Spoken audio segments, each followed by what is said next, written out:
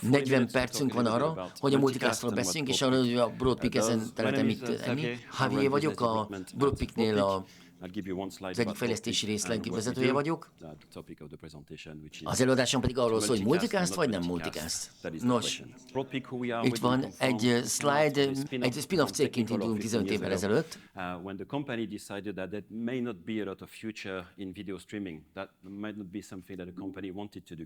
És nagyon kicsi spin-off cégként kezdtük ezt az egészet 6 vezetővel 15 évvel ezelőtt, és onnan nőttük ki munkat oda, ahol most vagyunk.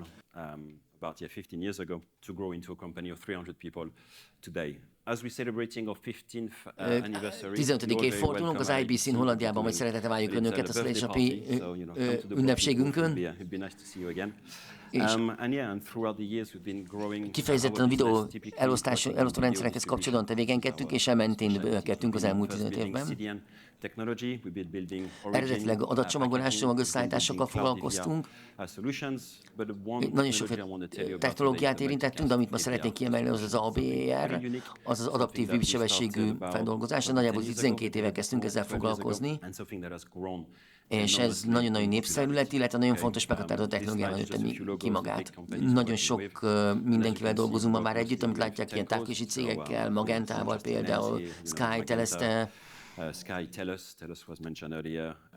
Telenor, és OTT szolgáltatókkal is dolgozunk együtt. Most azt szeretném bemutatni, hogy amit először a távközlési szolgáltatókkal területén vezető technológiát, az OTT területen hogyan lehet használni.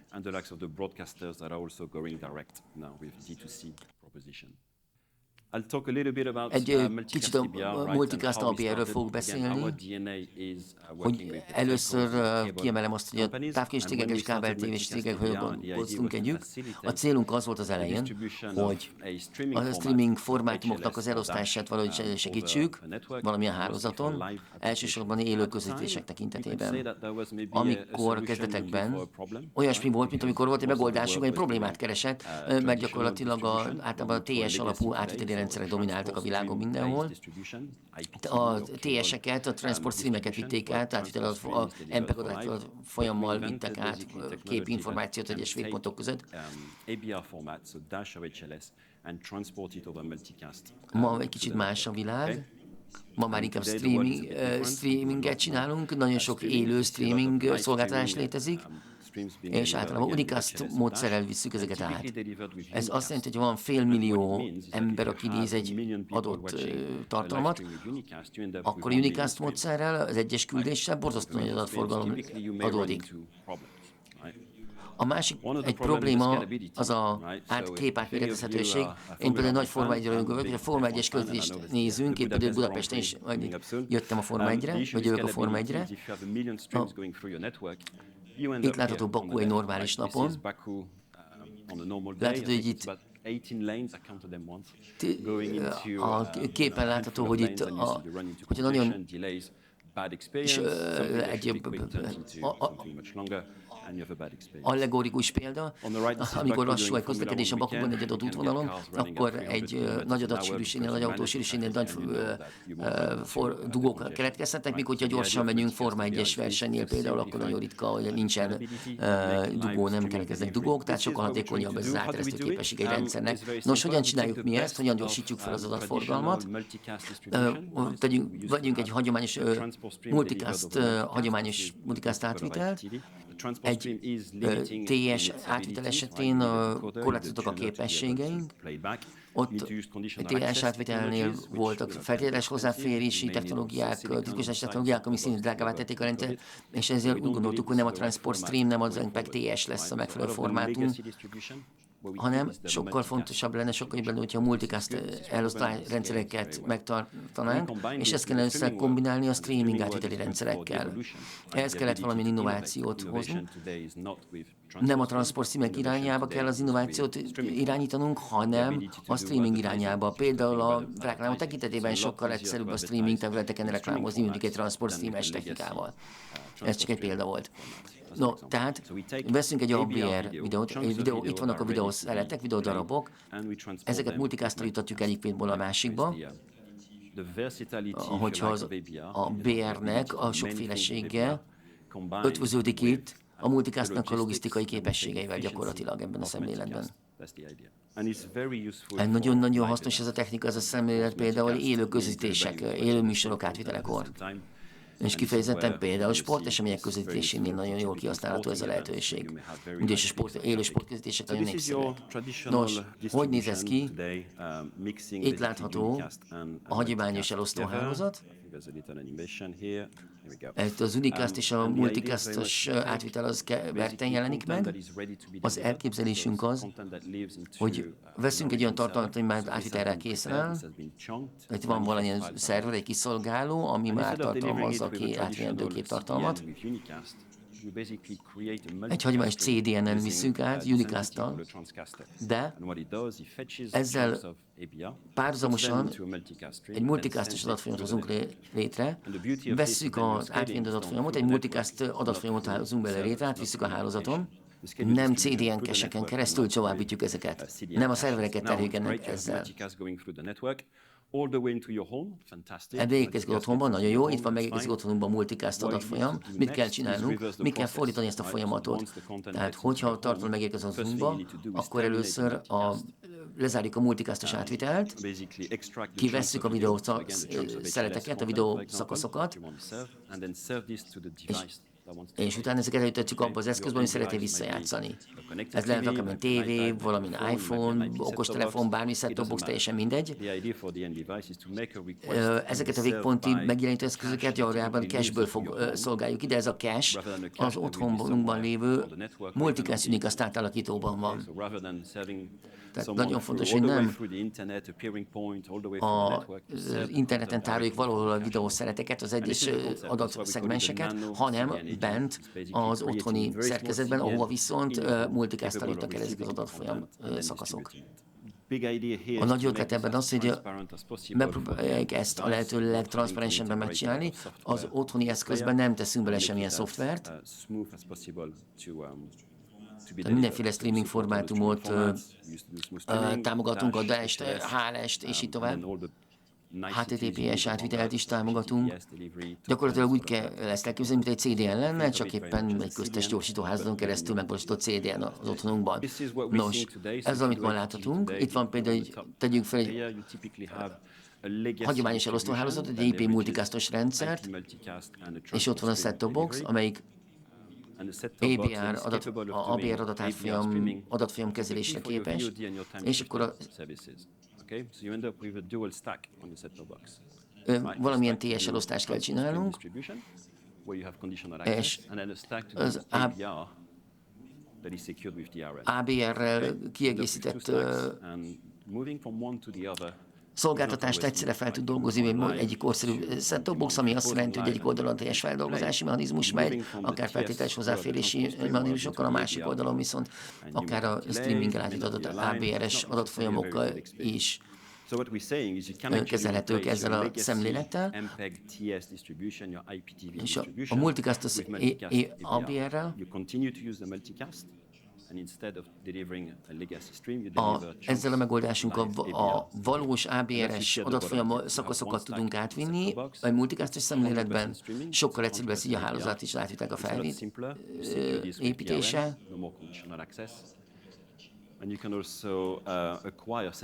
És ebben a megközelítésben már egy olcsóbb set-top boxot is a rendszer mögé tehetünk, tehát nem a képernyő felső részén látható, akár komplexebb kettős műveletek végrehajtására alkalmas set-top boxot kell alkalmaznunk, hanem egy egyszerűbb set-top boxot is betehetünk a mi eszközünk mögé.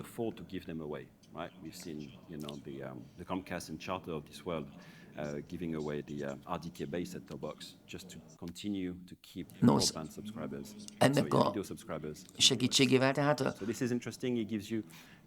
az a teljes videó átvitelt gyakorlatilag stream alapúvá tudjuk tenni, és ennek megfelelően szolgáltatást lehet bővíteni minimális költségek árán. Nos, ezért csinálunk multicastos ABR-t. Nos, amint látható, hogy korábban említettem, hogy az MPEG adatfolyam átvitel során nem nagyon van már fejlesztési potenciál, úgyhogy a új szolgáltatásokat, új képességet a streaming irányba lehet kifejleszteni. Minden stream alapúvá teszünk, a feltételes hozzáférést is, és minden más haladó szintű szolgáltatást, a reklámozást, vízjelekek beillesztését, ezek mind egyszerűbben végrehajthatók, és sokkal egyszerűbben oldhatók meg, és kedvező költségek mellett. Most ezek itt nagyon jó példák, amiket itt felvillantottam. Egyik ilyen példa például a Sky, az ügyfelünk.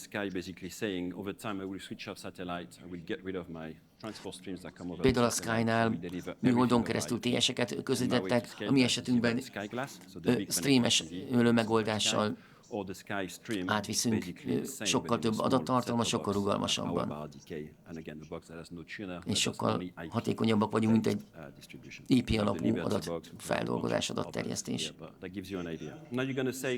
Nos, mondhatjuk, ez nagyon jó. De akkor kérdés, hogyan megyünk át a műsorszórási területről a streamingben? A minőség az mindig egy kérdés. Az egyik kérdés az a késletetéssel kapcsolatos. Hogyha hagyományos műsorszórásból átmegyek streamingbe, akkor ott lesz a késletetés, ami problémát okozhat. Ha a késletetésre gondolunk, akkor rá kell jönnünk, hogy ez egy kicsit olyan, mint egy biztonsági háló, amit a streaming protokollokba beteszünk, ugyanis az adatfolyam átviteli protokollok nem garantálják az átviteli sebességet. Amikor letöltjük az egyes szegmenseket, adatszegmenseket, akkor ezeknek a helyes visszajátszásához pufferelni kell. Megfelelő pufferméretet kell biztosítani ahhoz, hogy folyamatos képet tudjunk biztosítani a lejátszó oldalon, és így jön be a késletetés kérdése. Amit csinálunk, az a következő. Multicast-tal viszünk át egy adatokat, és így módon garantáljuk azt, hogy a egyfelől adatszegmensek megfelelő időben érkeznek egymás után. Ez azt jelenti, hogy miután garantáltabban, a multicastos átvitellel garantáltabban érkeznek meg az adatcsomagok, és a sorrendjük megfelelően érkezik meg, ezért agresszívabbak lehetünk, kevesebb puffer méretet kell biztosítanunk. Latin Amerikában volt egy ilyen kísérletünk, ahol a hagyományos rendszereket hasonlították össze a mi multicastos megoldásunkkal, és ott például nekünk egy kísérlet során, említettem Latin Amerikában, egy másodperc alá sikerült a kísérletést szorítanunk ezzel a multicastos megoldással. De nagyon fontos itt, hogy mindez megint nem a minőség rovására megy, tehát nem a minőség rovására tudjuk gyorsítani a rendszert, és ez a valóságban működik. A szolgáltatóként önök miért csinálnak? Nos, a válaszunk egyszerűen ez nagyon kiemelkedően hatékony. Hogyha multicast-tal akarunk, akkor egyszerűen szétosztja a hálózaton, és a hálózati előforrás tekintetében nagyon-nagyon komoly megtakarításokat érhetünk el. 80-90%-ot takarítatunk meg az erőforrás igény vonatkozásában. Az alaphálózat terheltsége tekintetében a unicastos megoldásokhoz képest. Természetesen, amikor a különféle háztartásokat bekötjük, akár részkábelen, akár a szálloptikával, akkor ott a legvégsőbb pontokon változhat ez egy kicsit, de az alaphálózati átvitel tekintetében nagyon hatékonyak tudunk lenni. Itt látható a hatékonyságunk. Kékkel jelölt byte-ok azok multicast-tal mentek át, míg a sárgával jelöltek az unicast-tal mentek át. Hogyha valaki szeretne csatornát váltani, unicastos rendszerben vált csatornát, akkor persze ott a csatornaváltás egy kicsit gyorsabban mehet végbe, mint a multicastos rendszerrel.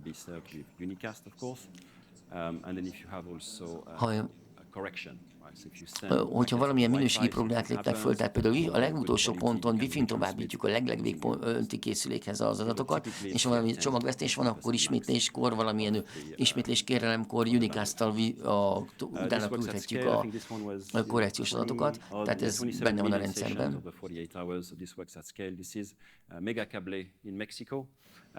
Van egy ügyfelünk például, aki teljesen részkábel szolgáltató volt, aztán vásároltak egy optikai hálózatot, és teljesen új lappal kezdtek az optikai hálózat tekintetében, nem vittek át semmilyen technológiát a részhálózatról az optikaira, hanem teljesen a multicastos szemléletbe folytatták, multicastos szemléletbe építették fel az optikai hálózatokat, és nagyon nagy mértékű, rengeteg vég felhasználót sikerült ezzel begyűjteniük. Ez az, amit most eladtam, persze az önök saját hálózatán, a saját tévékészülékek, és teljesen jól működhet. A streaming szolgáltatásot több eszközre szét lehet osztani, szét lehet terjeszteni, anélkül, hogy plusz járdékos költségek jelennének meg. Nos, ez nagyon jó. Mit lehet ezzel még csinálni? Hogyha ez az OTT szolgáltatások vonatkozásában is érdekes lehet ez a technológia, ez a megközelítés.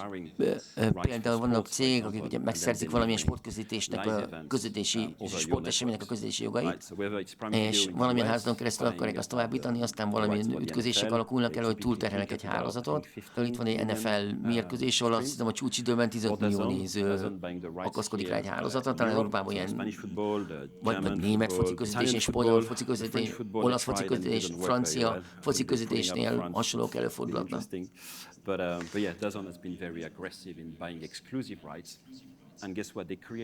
Olaszországban fordult azt elő, hogy egy cég megvásárolta egy sportközvetítésnek az kizárólagossági jogait, és utána mindenféle médiumon keresztül, tehát kábelen, műholdon keresztül és földfelszíni platformon is ezt továbbítani akarta. Aztán viszont amikor ezt megpróbálták átvinni CDN-re, távközlési hálózatokon ezt továbbítani, akkor ott kapacitásformában ütköztek, és az első néhány hétben, hónapban az nagyon-nagyon pofára estek ezzel, az olasz hírközlési szolgáltató belépett a képbe, mert a távközlési hálózatokon keresztül nem tudták megfelelő minőségben szolgáltatni. When they moved across was really bad.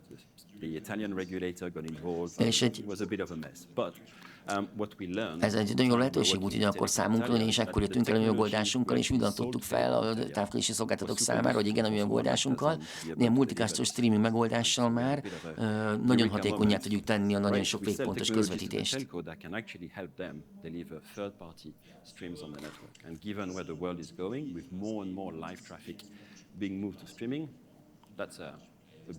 Ami a reklámozásokat illeti,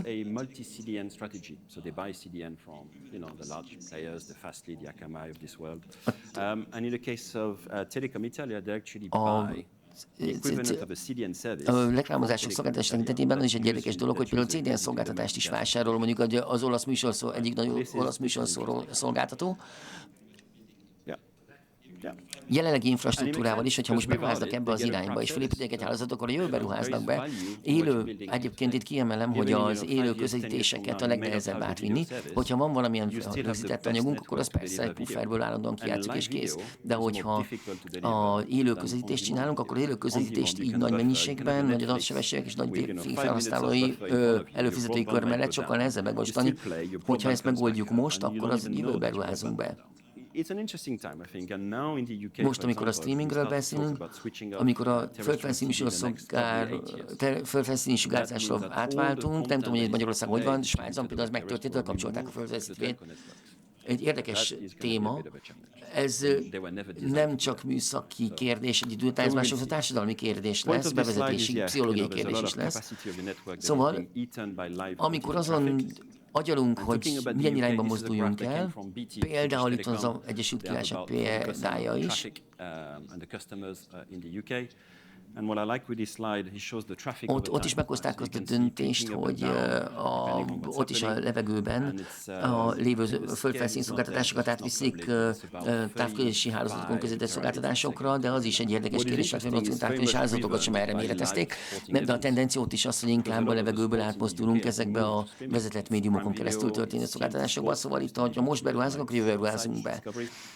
Nos, itt látható időben a forgalom alakulása, de nagyon fontos, hogy ezt az időben, az évek során az adatforgalom kapcsolatos növekedést az élő közvetítések iránti igények indukálják. És amikor itt csúcsok fordulnak el, azok mindig az élő események. A nagyon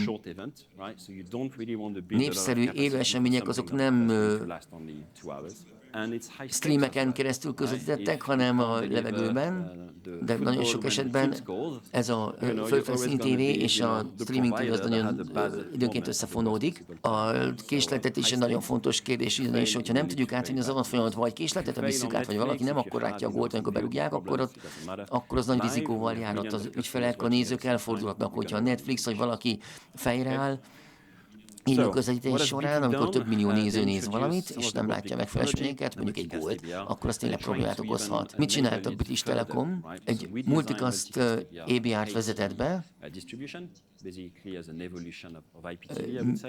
fizetős tévészolgáltatásra terveztük be mi a British Telecomnak ezeket az átviteli technikákat. A British Telecom azt mondta, hogy rendben van, ön költséget akar megtakarítani, nem akar ott további kapacitást kiépíteni, és az összes streaming forgalmat multicast technikával vitt át a hálózatán. Ez egy érdekes kihívás. Az Channel 5, BBC és a többi nagy műsorszórót be akarta előzni. A British Telecom a brit adatpiacnak a 40%-át tudja, de a videó tekintetében eléggé hátul volt.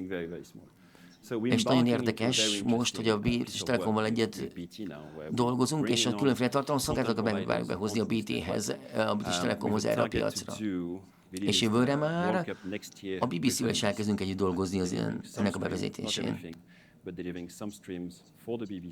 Úgyhogy itt az elképzelés az, hogy nagyon sok BBC tartalmat majd multicast technikával továbbítunk majd a British Telecom hálózatán.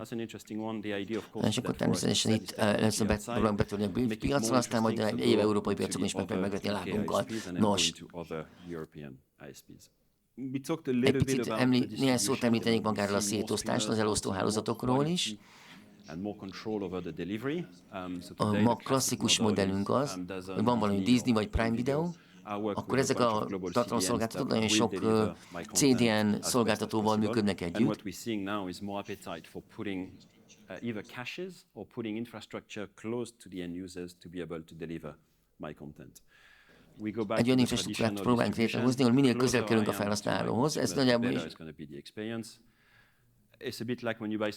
olyan sint, amikor online veszünk valamit, Amazonból rendelünk valamit, akkor az odajön a házunkhoz, a futár kihozza, ha az Alibabából rendelünk, akkor lehet, hogy megkapni néhány hét múlva, vagy lehet, hogy soha nem érkezik meg hozzánk, és a streamingre ugyanez igaz.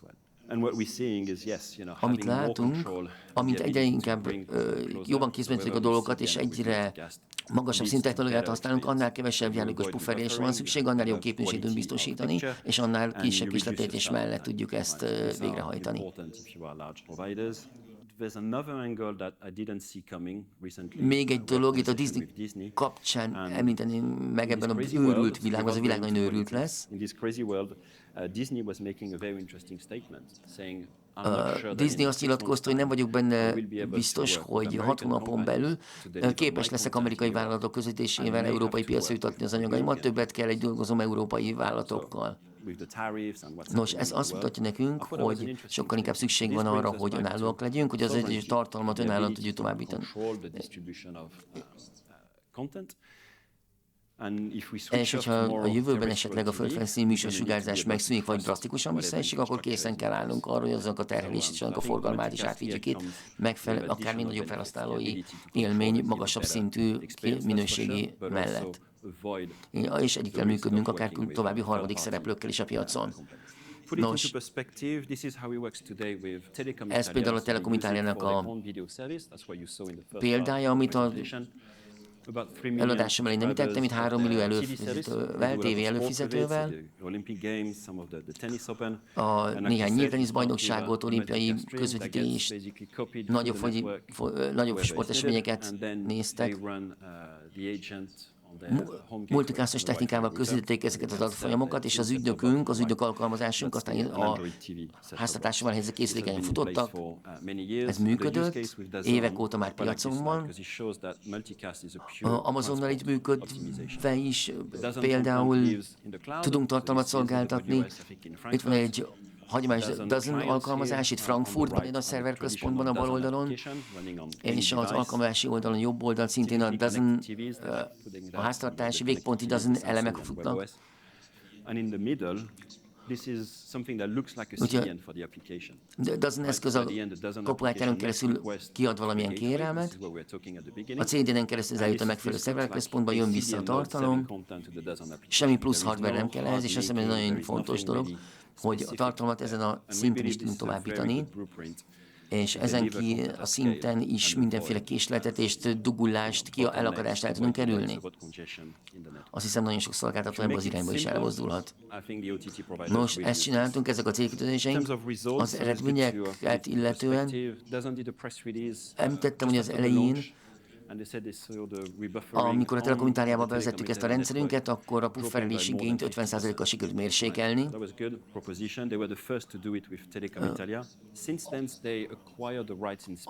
Onnantól kezdve már az Orange-nak is eladtuk ezt a technikát Spanyolországban. A Dozen irányába is bevezették ezt az átvitelünket. És itt van egy nagyon érdekes dolog. Ez nem a Broadpeaknek az eredeti piaca.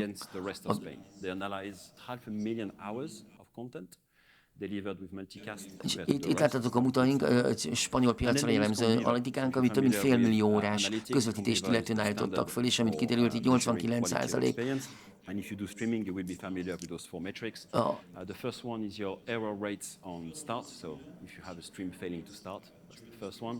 Az 89%-os jobbulás az a induláskor bekövetkező elakadásoknak a mennyiségét sikerült 89%-kal csökkenteni, 86%-kal javult az adás közbeni kiakadásoknak a mennyisége. Az újra pufferelési igény 76%-kal csökkent a közvetítés közben.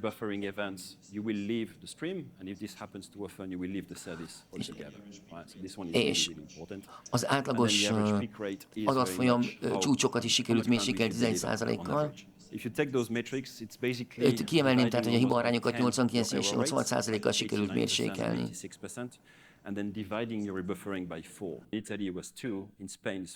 Úgyhogy ez egy nagyon-nagyon jó metrikák, amiket bennünket jellemeznek. A csúcsadat átviteli sebességeknél, terhelésnél a csökkenés az nem túl nagy mértékű. Miért?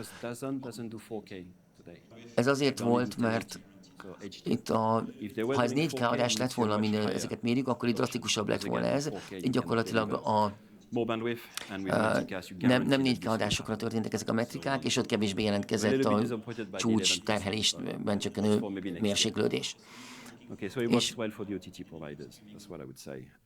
összefoglalva az eddigeket, tehát egy olyan elkezdtük egy olyan megoldást keresni sok-sok évvel ezelőtt, ami van a korban még egy nem szokványos megoldás volt, a multicastos megoldást hoztuk a piacra, ma pedig kiderült, hogy ez lesz a nyerő megoldás. Nagyon sok ügyfelünk van.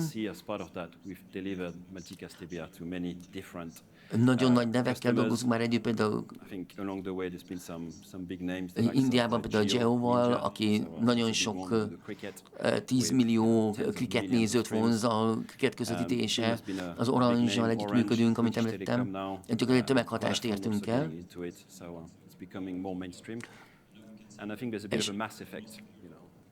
Ha elkezdtünk, voltak sikertörténeteink, ez bemozdult újabb szereplőket, akik eljönnek hozzánk és megkérdék tőlünk, hogy akkor mit tudunk lefedni. Én azt mondom, gyakorlatilag a megoldásunkkal egész Európát tudjuk teríteni. Most már itt van Olaszország, British Telecom, Spanyolország, és a legvégén mindenki nyer ebben a történetben.